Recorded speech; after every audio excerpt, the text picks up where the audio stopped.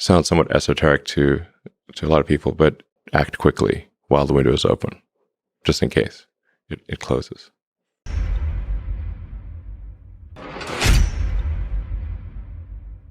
We don't just want to have, with Mars, flags and footprints and then not come back for a half century like we did with the moon.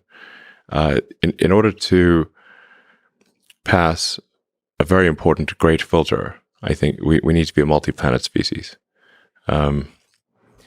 Sounds somewhat esoteric to a lot of people, but eventually, given enough time, that's something the Earth is likely to experience some calamity. That could be something that humans do to themselves, or an external event like happened to the dinosaurs. But eventually, and if none of that happens, and somehow magically we keep going, then the sun is gradually expanding, and will engulf the Earth, and probably Earth gets too hot for life in about 500 million years. It's a long time, but that's only 10% longer than Earth has been around. And so if you think about like the current situation, it's really remarkable, and kind of hard to believe, but Earth's been around 4.5 billion years, and this is the first time in 4.5 billion years that it's been possible to extend life beyond Earth. And that window of opportunity may be open for a long time, and I hope it is, but it also may be open for a short time. And we should, I think it was wise for us to act quickly while the window is open, just in case it closes.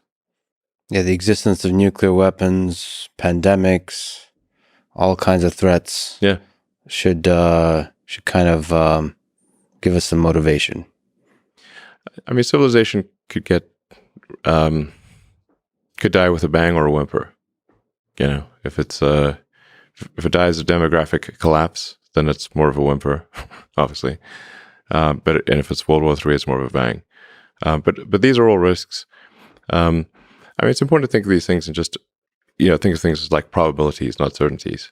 There's a certain probability that something bad will happen on Earth. I think most likely the future will be good. But there's let's say for argument's sake, a 1% chance per century of a civilization ending event. Like that was Stephen Hawking's estimate. I think he might be right about that. So then, we should basically think of this like being a multi-planet species is like taking out insurance for life itself, like life insurance for life.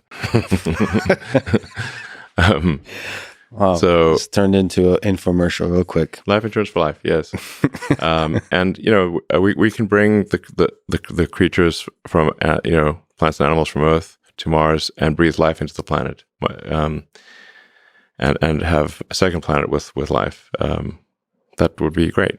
They can't bring themselves there, so if we don't bring them to Mars, then they will just for sure all die when the sun expands anyway, and then that'll be it.